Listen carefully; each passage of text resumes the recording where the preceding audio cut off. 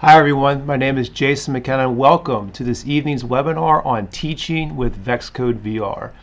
Thank you so much for joining us. Really appreciate you taking the time to come and join us once again for this webinars. We've been doing the webinars pretty consistently now since December. We've gotten a lot of great feedback around them, a lot of great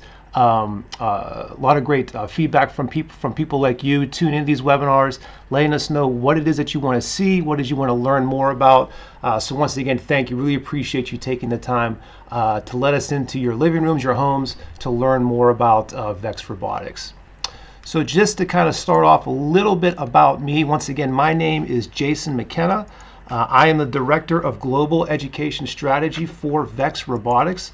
What that means is I get to oversee all of our development for all of our different platforms, whether those platforms are around STEM labs, whether it's around VexCode VR, which we're going to talk about this evening, VexGo, which we did a webinar about a few weeks ago, or of course our VexIQ or our V5 platforms.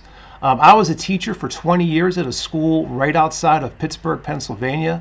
I was an elementary educator. I taught elementary education, 6th grade, for about 15 years. The last few years that I was in the classroom, I was put in charge of our school's enrichment program, and that's when I first got introduced to educational robotics, and that's of course what led me to the position I'm lucky enough to have here with Vex Robotics. So what we'll focus on this evening, kind of an overview of our webinar. If you've joined our webinars in the past, it's very similar to what we've done. If this is the first time that you've joined us, thank you once again for taking the time to be with us this evening. Our webinar will be about 45 minutes, give or take a few minutes, with some time for Q&A at the end. You can ask questions anytime you want during the course of the webinar. You can use Vex social media to ask questions, or you can use YouTube, using the live chat function within YouTube to go and ask questions that way also. This webinar is being recorded, so if you have to leave early this evening, or if you know someone that you think would like to watch this webinar, or if you want to watch it again, you can go ahead and go to the Vex Robotics YouTube channel and watch the recording of this webinar at any time. So what are you going to walk away knowing tonight as a result of our webinar? First of all, as I mentioned, we're going to talk about VexCode VR. We feel like VexCode VR is a great way to learn about both Vex Robotics and computer science if you don't have a robot at home. Unfortunately, with everything going on with the coronavirus, with the pandemic going on globally, that fits a lot of what's going on with our teachers and students today. Millions of students around the world, tens of thousands of teachers around the world are all adjusting to distance learning.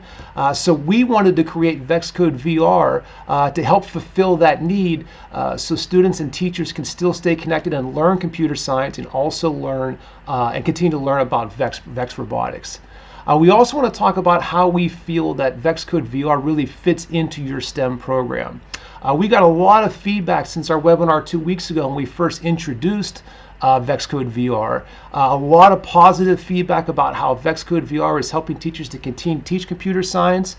Maybe teachers that had not taught computer science with robotics before were excited to do with VexCode VR, so that was great.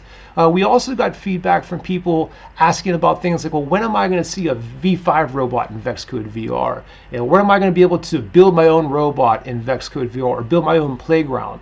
And to be honest with you, that's not really the purpose of VexCode VR. VexCode VR is not a simulation tool. Instead, it's a teaching tool. So what we want to talk about is what are the advantages of teaching with VexCode VR, but how VexCode VR is not a replacement for a real robot, but how really a real robot and VexCode VR can complement one another to really enhance what you're doing with STEM education. And finally, we're going to talk about some of the updates that we've made to VexCode VR. We've had to work really hard over the last 2 weeks, adding a lot of features to VexCode VR.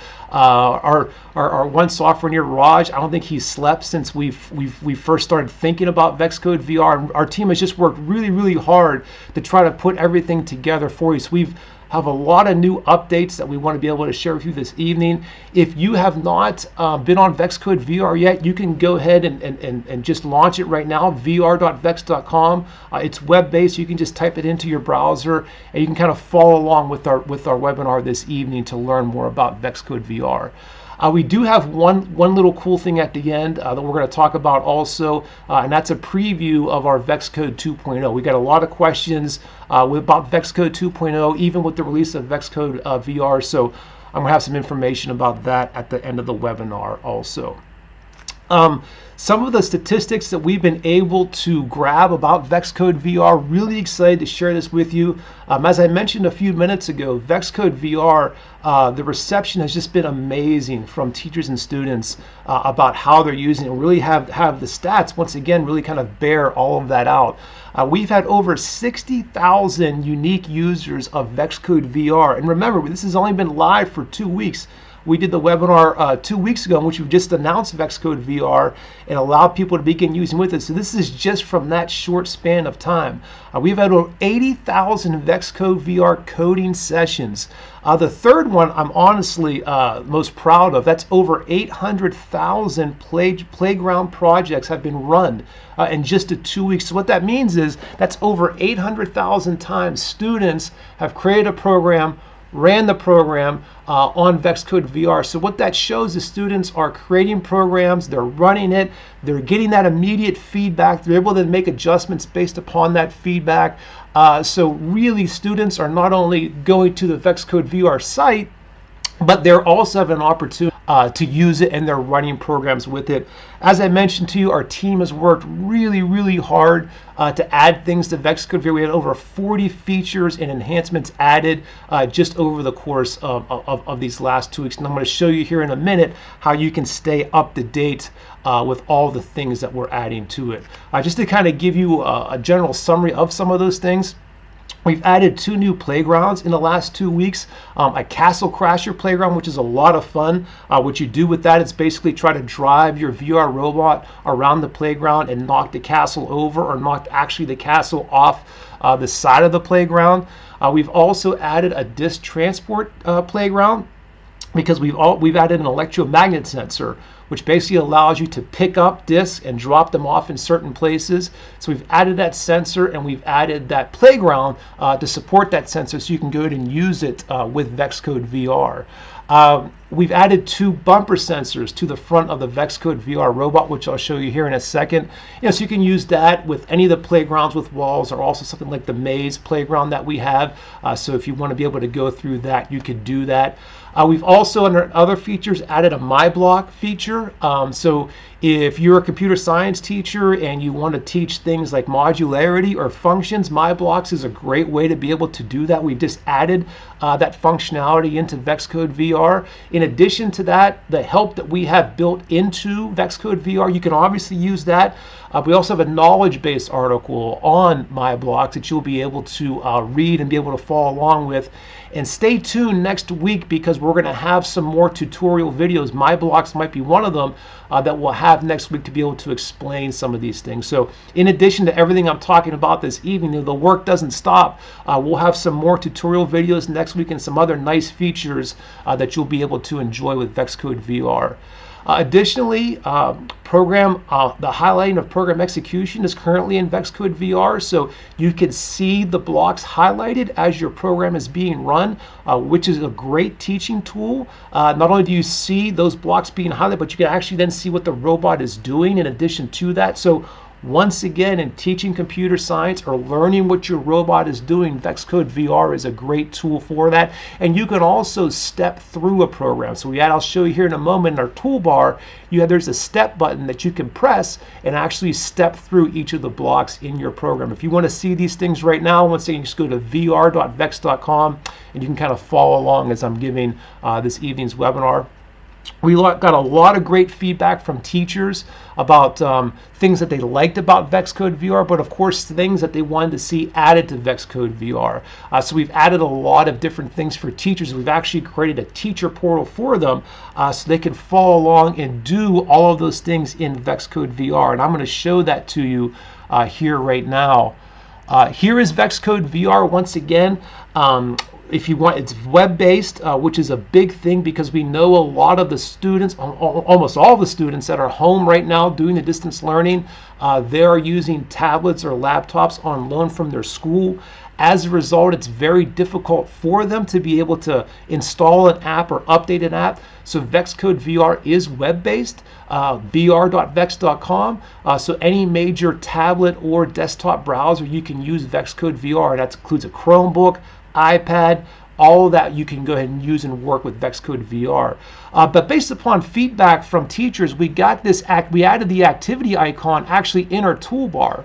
So I can click on that right now and it takes me directly to the VexCode VR activities that are located at education.vex.com/VR.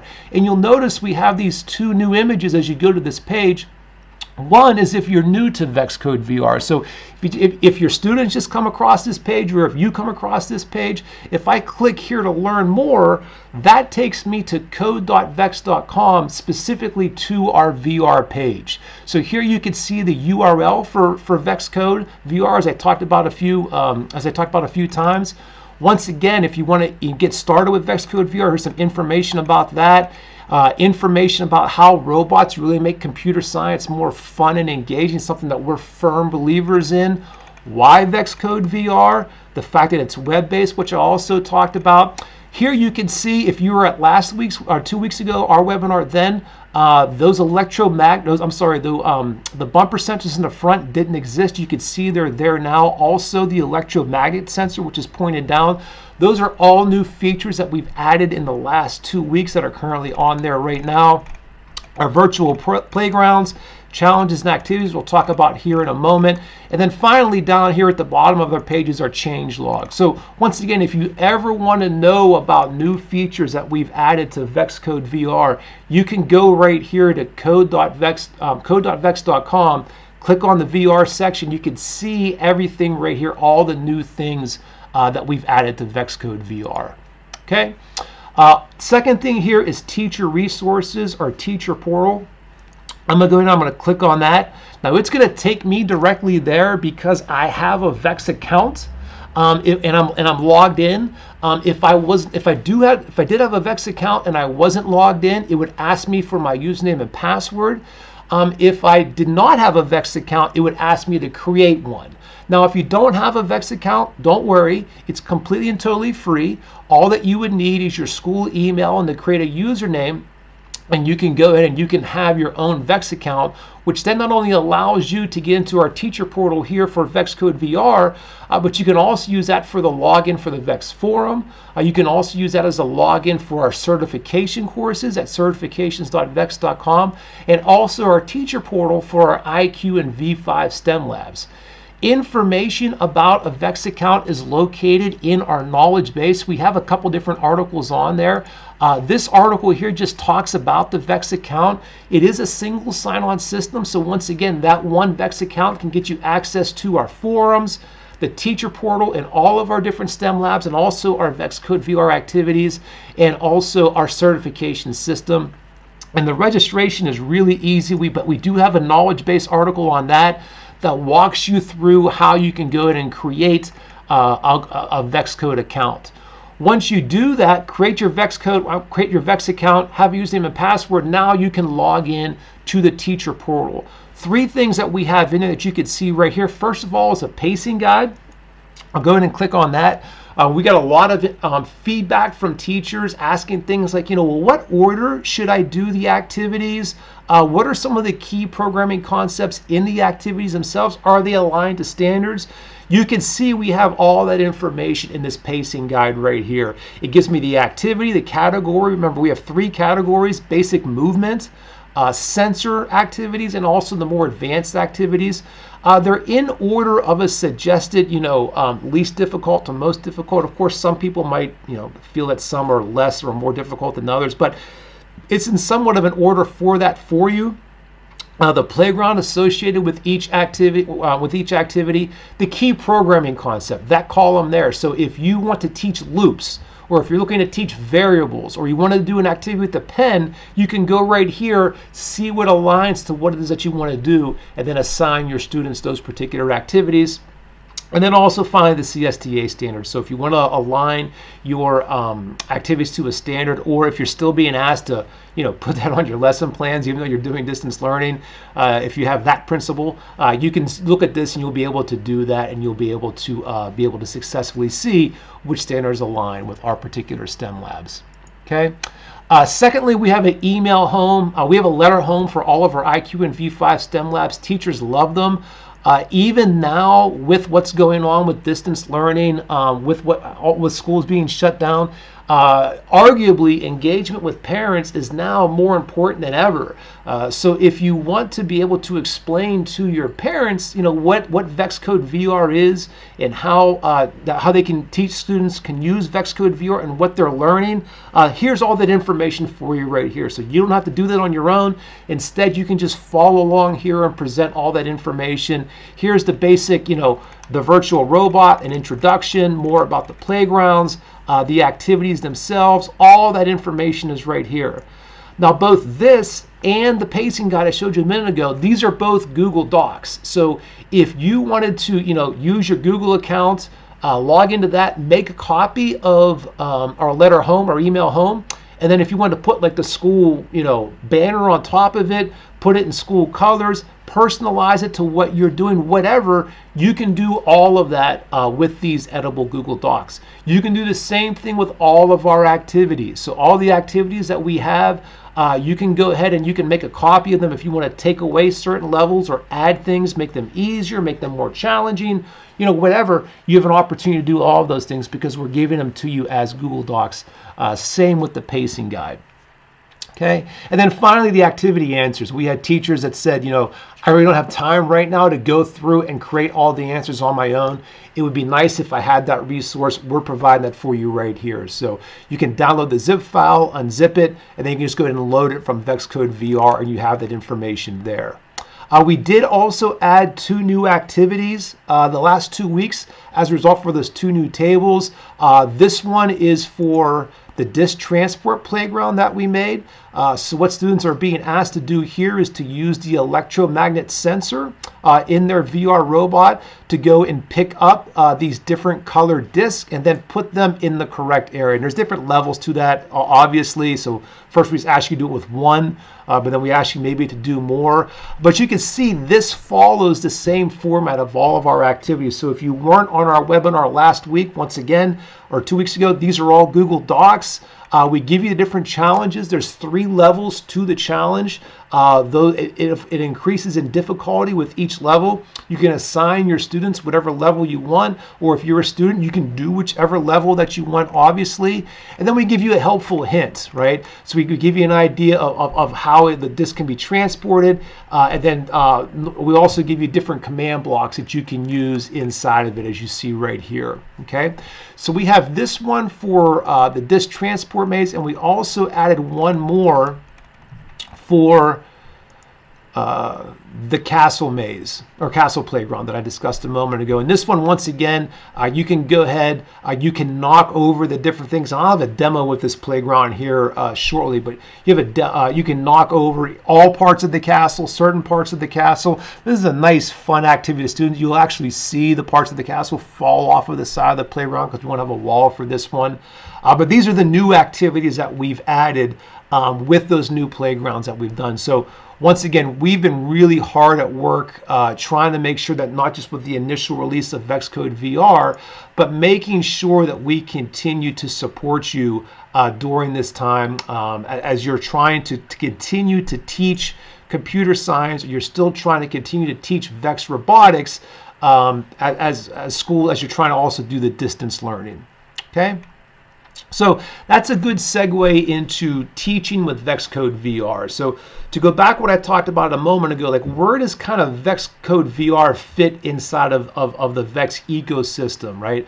VexCode VR is a great way to experiment with coding and to experiment with computer science. It's a great way to stay connected to the robot and to learn how to program your Vex robot even if you don't have a Vex robot at home. Once again, it's really, really important that VexCode VR does not replace a physical robot. Instead, it supplements it. We firmly believe that a student's first introduction into robotics should be with a physical robot, with any of the VEX platforms, whether that's VEX Go, IQ. Their first experience should be with that. Why? Because robots are a great way to motivate students and to capture their interest and to engage them with STEM. Robots are a great way to do that. Children are natural engineers. They're natural scientists. They want to ask questions and they want to create something. If you watch them, they want to be able to build something. They want to tinker. They want to experiment. They want to play. They want to break something and build it back up again. VEX construction kits are a great way to do that. We know that oftentimes students, by the time they're in third grade, they have a negative opinion about STEM. They feel like they can't be an engineer or they can't be a computer scientist. Using physical robots is a great way to capture their imagination before they form that negative opinion towards their proficiency about different STEM fields and different STEM careers.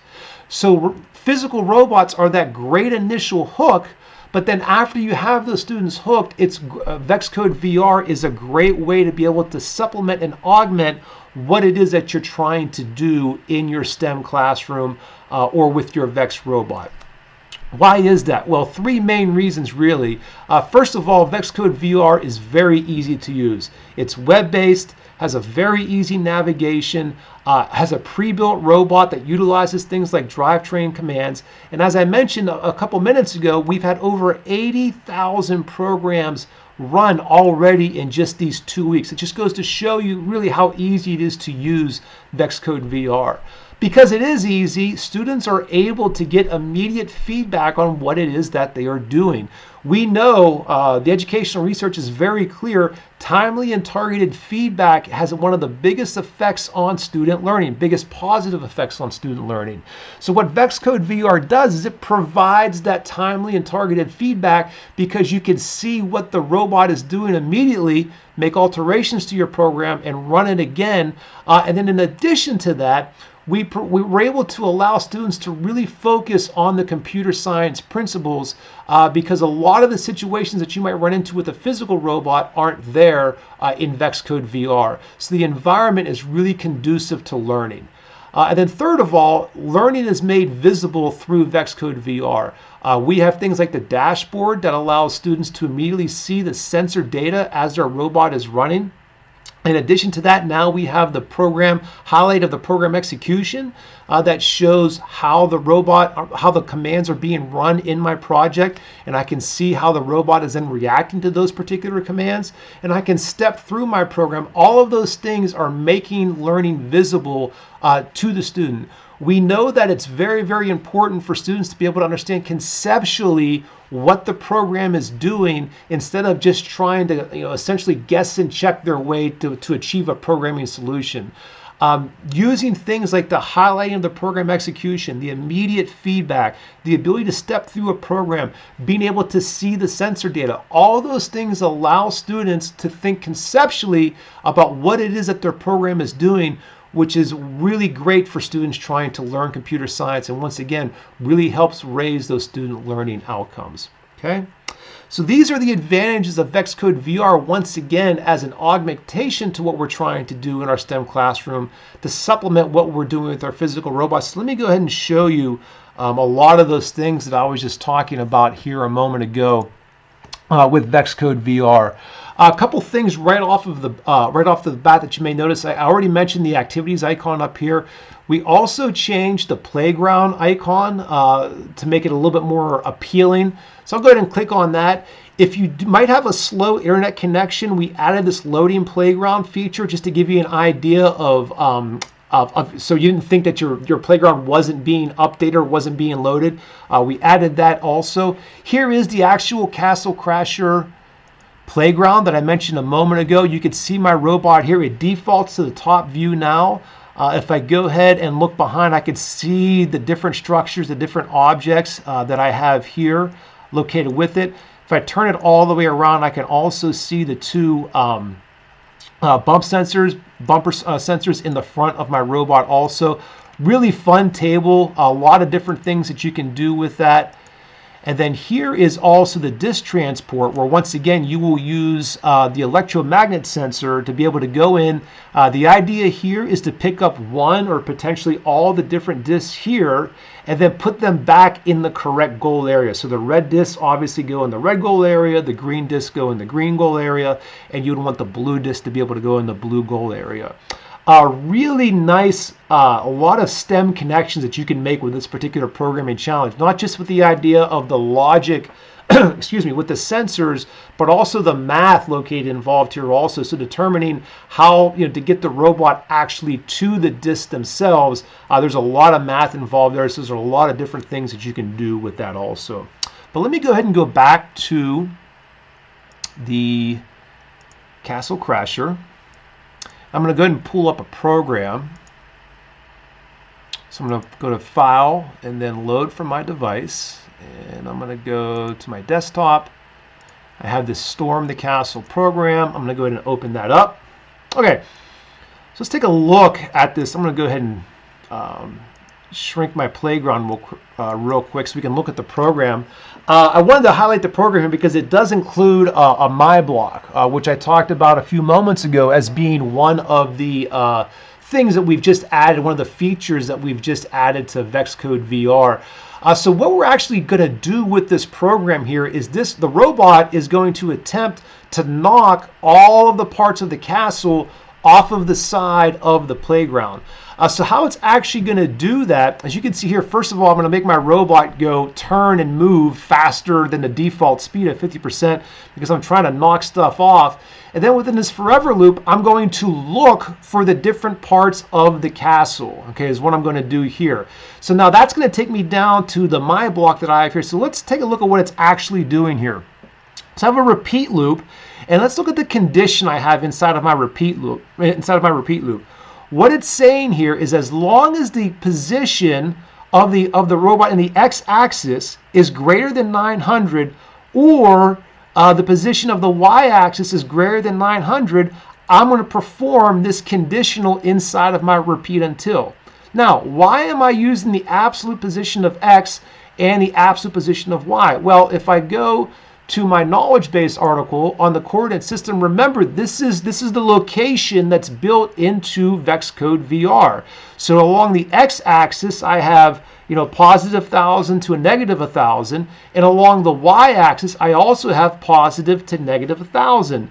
So I don't have to worry about the negative values here. I can use the one operator block for absolute value to basically make sure that my robot doesn't fall off of the edge of the playground. So once again, the goal is to knock the castle off the side of the playground, not for myself to fall off the playground. So as long as the absolute value of x and y does not get greater than 900, so basically halfway through right here on this side, on the x-axis over here, on the y-axis at the top and on the y-axis at the bottom, as long as my robot doesn't get there, I'm going to do what's inside of that repeat loop. So what's inside of that repeat loop? I'm going to drive forward if I found an object. In other words, if I see part of the castle, I'm going to drive forward, else I'm going to turn right. And what that turn right is going to do is I'm going to continue to turn until I see the object, right? Until I see part of the castle. So this is a really nice MyBlock here that I can now use to plug in here. Now, if I get outside of the bounds of the repeat loop, right, I will leave this loop, but now I'm going to drive in reverse because I want to back up because I want to go off of the side of the playground. So I'm going to back up and I'm going to turn again. And once I back up and turn, now I'll be back inside of the repeat loop. If all of that is a little bit confusing, if that's a little bit hard to follow, that's okay, because you're actually going to see it as a result of the program, the highlighting of the program execution, which I'm going to show you right now. So let me go ahead and move this over. I'm going to expand this. Okay, and now I'm going to go ahead and I'm going to start the program. So now it's going to go forward. It knocked all that over. Great. Now I'm going to close the dashboard so you can see stuff getting knocked off the side. There it goes. It's going to back up. Now, when it backs up off the sides, you'll see these parts be highlighted up here at the top. And there it is right now because, once again, I got close to the edge. So now it's going to back up.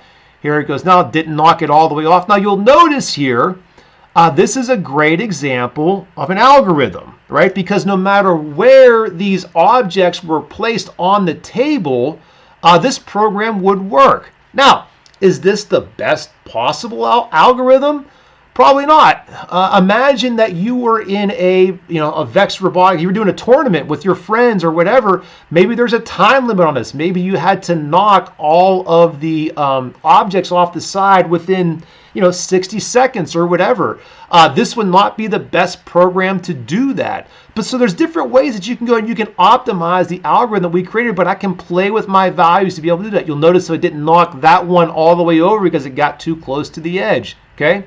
So this is a really nice algorithm, but notice once again the program execution that we're seeing. Oh, there it goes. The program execution that we're seeing being highlighted as the robot is moving through the different things here. So this is a great example of making learning visible for what it is that we want our students to be able to see and understand. Why does it stay within the repeat loop? Why does it leave the repeat loop? I can see the program execution on the left-hand side of my screen, but also then see what the robot is doing on the right-hand side of the screen. So once again, the robot's going on a lot of space. It doesn't need to. You can see that once again, it falling off the side there. I think that's one of our devs. That's their favorite thing to see. I think Tyler, the first time he saw this, either the robot or something fall off the side of the screen, he thought it was amazing. But this is the stuff that once again our friend Raj loves to do in Unity. And now the robot's probably just going to spin because this one is too far off to the side, the little gray block over here. So as a result of that, now my algorithm for this one didn't work. If I ran it again, it probably would work as I go through there. So a cool program, a fun game to be able to see. If you weren't able to see the blocks being highlighted in green, sometimes coming through the feed, it might be a little bit difficult to see that. Please just go ahead and run any program on VexCode VR on vr.vex.com, and you'll be able to see that come through the screen and really be able to kind of see the program execution as it's able to run through there. Okay, so really excited about the different tables that we have here. Really excited to be able to show this off. In the upper right-hand corner, I'm going to go ahead and move my camera feed over a little bit, just so you could see the step button that is also located in the upper right-hand corner. Once again, instead of hitting play, I can hit step and I can go through each of the individual commands that I have in my program. Another nice way to be able to show that off. I'll go ahead and reset that right there. And you can see I can just click the step. You can see it's going to go on the when started. It's going to go on the set drive velocity. It's highlighted now. That means I'm going to go ahead and I'm going to go through it now. The set turn velocity, I'm in the forever loop. So I can see I can just step. Now I'm in the my block. And now my robot's going to go ahead and start moving. It's going to drive forward. I can just step through and do all of that with my program. Okay, so really nice functions that we built into functionality that we built into to VexCode VR. Okay, so those are examples of ways that makes VexCode VR really easy. I'm going to go ahead and move my camera back over.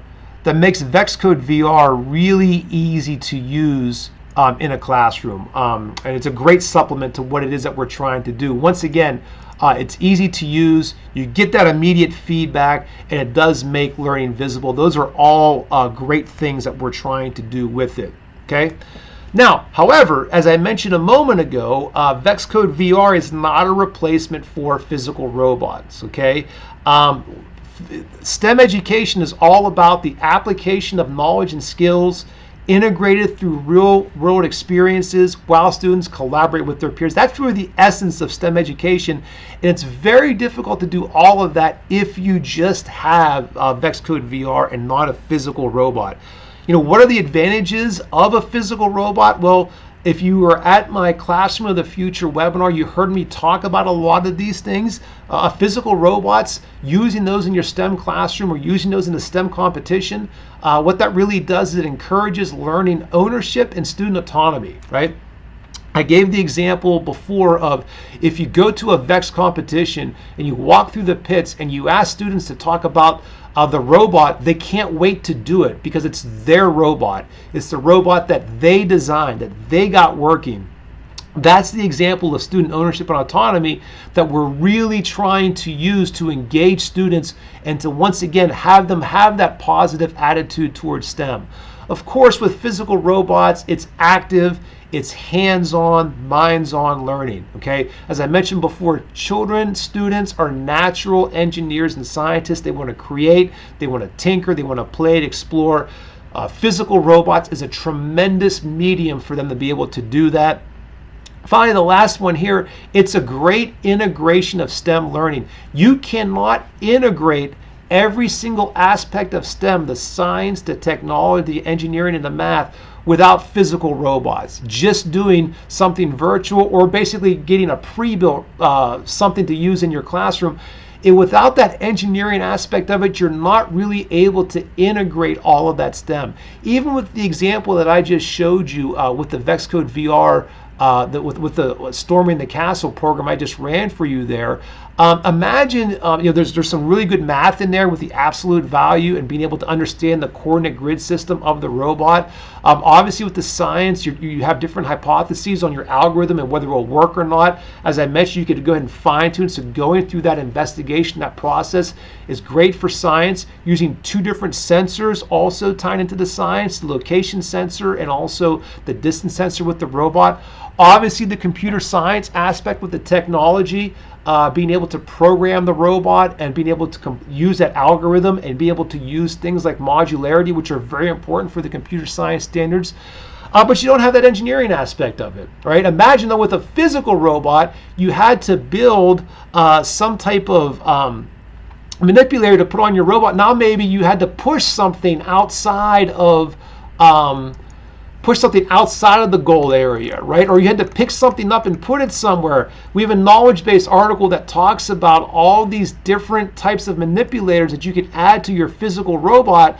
This is for V5. But now imagine adding that aspect to it. That would be fantastic. Now you have that true integrated STEM experience. I have to design a plow or a lift for my robot to get these objects out of the playing area. I have to use some math in order to be able to program it. I have to understand science in order to be able to incorporate the sensors. And of course, with the technology, I got to be able to develop an algorithm that program my robot to do it autonomously. That's a great example of integrated STEM, which once again can only happen, if you're able to incorporate that physical robots. That's why we feel so passionate about it. The fact that it really does allow you to integrate all those aspects of STEM learning. So if we take a look at this kind of in totality, with virtual and physical, I talked about the pros of each of them. I kind of just went through and talked about the cons of just using virtual, right? It's not hands-on. It's very difficult to be collaborative with it, to be able to really develop those authentic peer relationships that you want to be able to do in a STEM classroom. As I just mentioned, you can't integrate all STEM subjects with it. It's very difficult to present learning in an authentic manner, and you really don't have that same opportunity to present students with the autonomy that you have with physical robots. Of course, there are some cons for just using physical robots, right? You have a longer feedback cycle. So the fact that we had over 800,000 programs run, that's hard to do with physical robot. It takes you longer to get started. Unfocused environment, what do I mean by that? If you just wanted to be able to teach about variables or loops or an algorithm like I just showed you a second ago, maybe you don't want to be able to add in different parameters like the physics of it. You don't want to have to talk about things like wheel slippage and friction and stuff like that. You just want to be able to focus on the computer science concepts.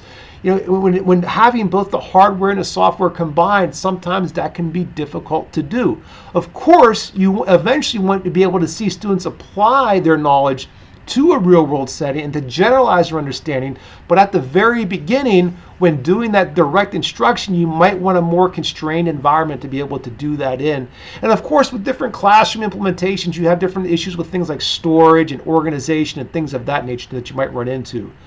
The beauty of this, however, is that what I talked about with these things being supplemental of one another. Now look, when you combine both.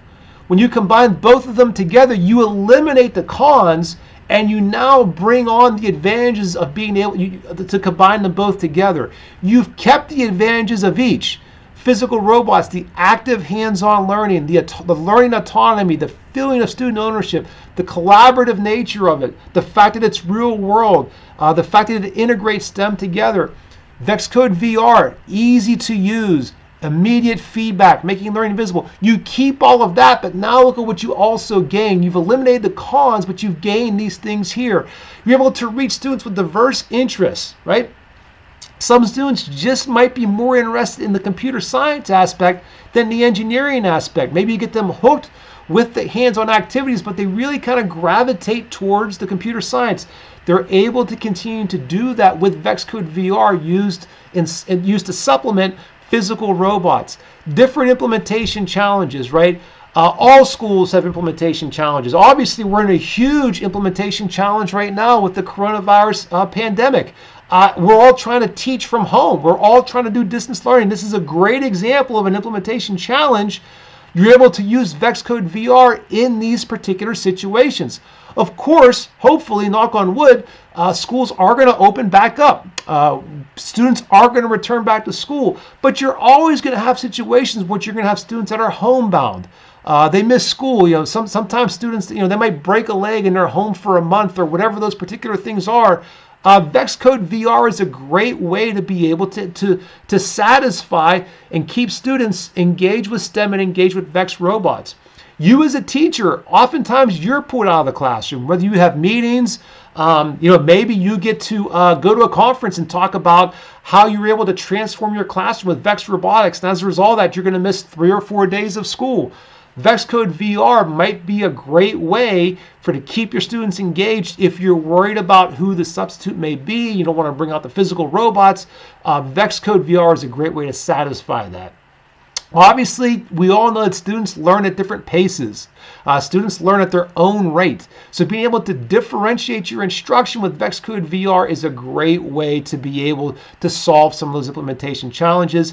And finally, we want to make sure that we expose students to STEM no matter where they are, in the classroom, on the competition field, and now at home. They can be exposed to Vex robotics and they can be exposed to STEM while they are doing all of those particular things. So that's why we feel so strongly about the fact that if you integrate these things together, you're able to take all of these advantages. The one thing I want to make sure I don't want to forget to remind you of is not only do you take all these advantages I talked about right here and you get to learn all the computer science, but you still learn about Vex robots as you're going through and you're doing VexCode VR. So once again, just to show you here, down here, using a distance sensor, you're going to use that with a real robot. Obviously, for example, with an IQ robot, you have a distance sensor. These drivetrain commands that are utilized in this program, you're going to have drivetrain commands in real Vex robots, Vex Go, Vex IQ, V5. You're going to have these different drivetrain commands that are located inside of it. The logic that we are using in this repeat loop and the if-else conditional, that's the same logic that you can apply, being able to combine a location sensor and a distance sensor. That same logic you're going to apply to a real robot, okay? So even though you're programming a virtual robot here, there's a lot that transfers between VexCode VR and a real robot. So I love this slide right here because what it really shows once again is how these two things supplement each other so well, and you're able to eliminate the disadvantages of just using a virtual robot and able to eliminate some of the disadvantages of just using a physical robot, but accentuate them both and really be able to pull in all of the great benefits once you combine them together. Okay. VexCode 2.0. I kind of teased this at the very beginning and talked about this with you, so I want to give you a quick preview of it right now. We are targeting the end of May for the release of VexCode 2.0. What that'll entail is, let me go ahead and move my camera feed over again. If you've used VexCode V5 blocks, this should be very familiar to you, but now you'll notice in the upper right-hand corner, I have a new icon for my code viewer. And what is going on here is as I am dragging my blocks in from VexCode V5 blocks, over here on the right, I am seeing the Python project being created also. So anytime I drag in a block, I see the Python program, being constructed over here on the right with my code viewer. What I can then do is at the bottom of the screen, I can then hit a button that says convert my project to text. And then what that does is now I can just have the text viewer for my program, which is what we see on the next screen right here. So there's my text view right there that I can go ahead and utilize. This is all in the same programming environment, right? So I can go from blocks to text, or I can do just blocks, or I can do just text right here. You can see the navigation of VEX Code V5 blocks is very easy. We wanted to keep that same easy navigation for VEX Code 2.0 if you wanted to code in something like Python, which is what you see on your screen here right now. Okay, so just to kind of give you an idea of what we have scheduled for the end of May. Once again, VEX Code 2.0, you're going to have the blocks to text in both Python and C++ for V5. So V5, you'll be able to program your robot in Python. You'll be able to program your robot in C++, but you'll be able to do that blocks to text conversion, which I showed you in a previous slide. VEX Code V5 text, that's not going away. It's not going anywhere, but you're also going to have this here in VEX Code 2.0. In addition to that, we've gotten a lot of questions about when you'll be able to program an IQ robot in text with VEX Code. That is going to come also at the end of May with C++. So you'll be able to program your robot, your VEX IQ robot in C++, doing the same thing as I showed you a moment ago with the block to text, just blocks, or just in C++ with VEX Code 2.0 with a VEX IQ robot at the end of May. The other question that we've been asked a lot, is when are we going to see text-based programming in VEX Code VR? We're going to get VEX Code 2.0 out the door at the end of May. Add some more functionality to VEX Code VR. I kind of teased some of that a moment ago, talked about some more tutorial videos and things of that nature. But you can look for Python in VEX Code VR probably late June, early July timeframe, as you'll be able to go and be able to see that then. Just to kind of sum that up once again, we're talking about VEX Code 2.0, Python and C++ in V5 at the end of May, C++ in IQ at the end of May, and then Python in VEX Code VR in the late June, early July timeframe. Okay? A couple other things, just as a reminder, the VEX Robotics Virtual World Celebration is going to happen on Saturday, April 25th, presented by the Northrop Grumman Foundation and also the REC Foundation. Really hope that you're able to join us for this. What we want to be able to do is we want to be able to celebrate this past season. Let me go ahead and move my camera feedback over. We want to be able to really celebrate this past season. Celebrate the accomplishments of many of our teams, celebrate the accomplishments of many individuals from this past season. So we're going to be able to talk about the highlights of this past season. We're going to do a new product announcements. Really want to be able to show you what we feel is going to be the future of competition robotics technology. So stay tuned for that. We really can't wait to announce that to you. And of course, the big thing that you know about is going to be the new 2020-2021 VEX IQ Challenge and VEX Robotics Competition Challenge. Those are going to be unveiled also. So you can tune in to see that. We're going to have a celebration of online challenges and inspiration all-star winners, fantasy robotics tournament simulation, and we'll be doing awards throughout. So really hope that you're able to join us. So tune in. Once again, that's going to be Saturday, April 25th. Stay connected to VEX social media. Also, if you don't subscribe to our newsletter, please do. That way you'll be able to stay up to date on everything around the VEX Robotics Virtual World Celebration and also everything with things like the new releases for VEX Code VR and VEX Code 2.0. Okay. All right. One thing real quick before we get to questions, we've gotten a lot of feedback on new playgrounds.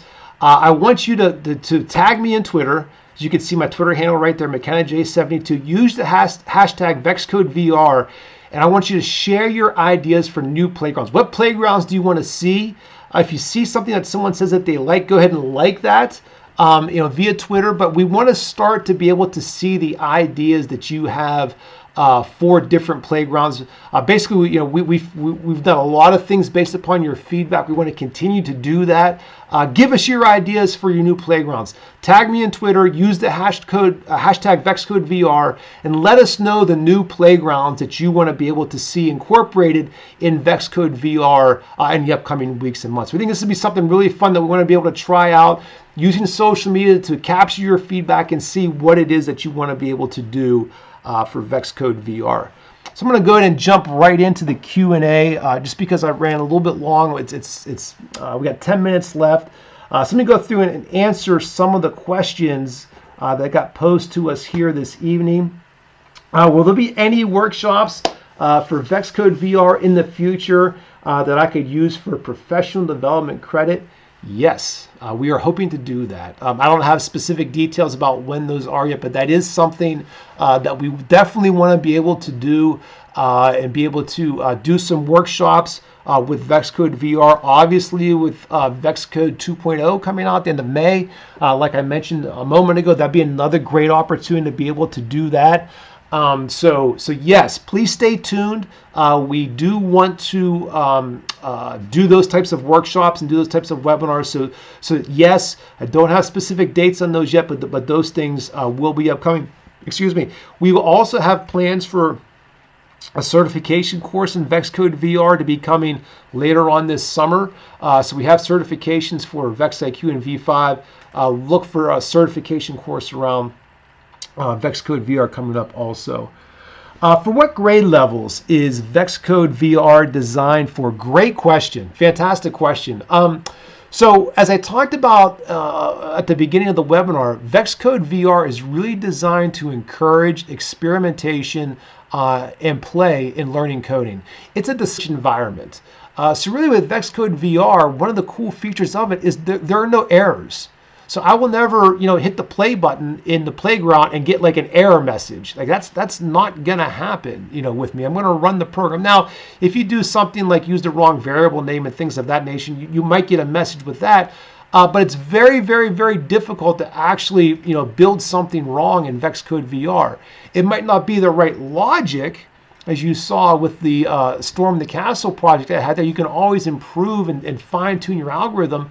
But it's very easy for you to get up and started. So I would say students, honestly, even second grade, maybe even first grade, can go ahead and get started and begin playing with VexCode VR and do some of the really basic activities that we have there. The one particular playground where we have the grid map and the numbers on it, that's a great one to get young students started with. You can just ask them to program their VexCode robot to go to a specific number on the playground. Very simple, very easy to do, and then you can just scaffold the instruction as the students get older with it. So I'm very, very confident saying students as young as second grade, so 8 or 9 years old, can get started with VexCode VR.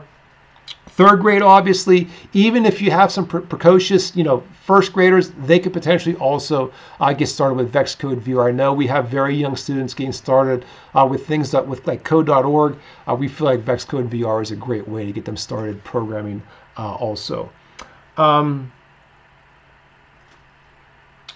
this be used as a student coding platform only without teacher assistance? All of the activities that we have are student facing, but you can obviously do this with teacher assistance also. So you can obviously, however you're currently setting up your distance learning, or if you're doing it in your classroom, you can obviously set this up however you want to be able to do it. Obviously, like we would feel like if you want to set up some direct instruction at the very beginning to teach some very basic programming concepts, you can do that and then have the students do the open-ended activities. However you want to structure it, VexCode VR is flexible for those different implementations. So whether you're doing more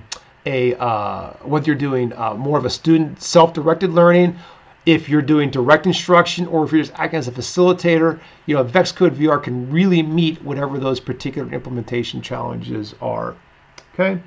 Can I build my own robot in VEX-Code VR? No, you cannot build your own robot in VEX-Code VR for the reasons I talked about before, but it really does bear repeating again.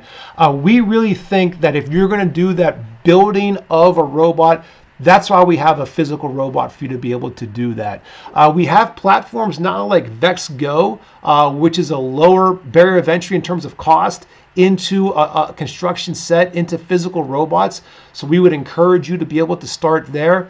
To the question I had a moment ago, like how young can students get started with VEX-Code VR?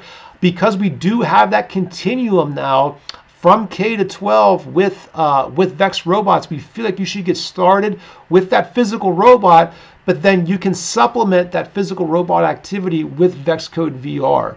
But once again, we don't want to replace all the benefits that you have with a physical robot. VEX-Code VR can never replace those things. Can never replace that hands-on learning experience, the student autonomy, the collaboration, the engineering, the E in STEM. You can never replace that with VEX-Code VR, and we would never want to be able to do that. So as a result of that, that's why you would never be able to build your own robot in VEX-Code VR. We just don't feel like that would be the best. That's not the best learning experience that we feel would be beneficial to your students or to your competition team members. We feel, once again, the physical robots are important, and we should the students should always start with that. And then once again, VEX-Code VR can be used to supplement that. How can I see my students' projects or progress? This is a great question, and we will have a knowledge-based article published here within the next couple of days because we've gotten a lot of questions about this specifically. What this was how can students basically turn in their projects? Obviously, what I can do is I can save my project in VEX-Code VR. Once I save it, it will go to my downloads folder. A student can then email that project to me, or they can click the share button in the upper right-hand corner of VEX-Code VR, and that'll take a screenshot of my program, or they can share that with me. However, if you're using Google Classroom, or if you're using Schoology as your LMS, or if you're using PowerSchool as your LMS, we've gotten some feedback from teachers where the process isn't, cut and dry in terms of how to be able to share my VEX-Code VR project via Google Classroom or via Schoology or via PowerSchool, whatever those particular LMSs are. We will have a knowledge-based article really probably by Monday or Tuesday of next week at the latest that kind of walks through that process to make sure that you're able to capture student programs if you're using a particular LMS like Schoology or PowerSchool, if you're using something like Google Classroom. Or once again, the student can just email you their program. They can do that also, or use the share button, take a screenshot, and share it with you that way. Either of those can work right now, but we'll have some more specific instructions for you in our knowledge base. Stay tuned to VEX social media. I'll tweet that out. They will also when we do have those articles published. Okay, really great questions. Just to review again, once again, what we learned today, we talked about the fact that VEX-Code VR is a great way for users to continue to learn about a physical robot and continue to learn about computer science, even if a physical robot is not available, which is obviously the situation that many of us find ourselves in right now. We talked about how VEX-Code VR fits inside of your STEM program. Not a replacement for physical robots, but instead a supplement for it. And we talked about some of the key updates that we've had for our VEX-Code VR platform. Talked about some of the updates that we'll be doing in the future for both VEX-Code VR and also VEX-Code 2.0. Stay tuned for that at the end of May. Okay. Once again, just a reminder of our resources. Follow my blog. I'll have a blog post out tomorrow that summarizes a lot of the things that I talked about this evening during the webinar. Our STEM labs, our VEX-Code VR activities. I mentioned our certifications also, so please stay tuned for all of those. Contact me. Don't forget, use my Twitter handle, McKennaJ72. Let me know your ideas for playgrounds. Also use the hashtag VEX-Code VR for that.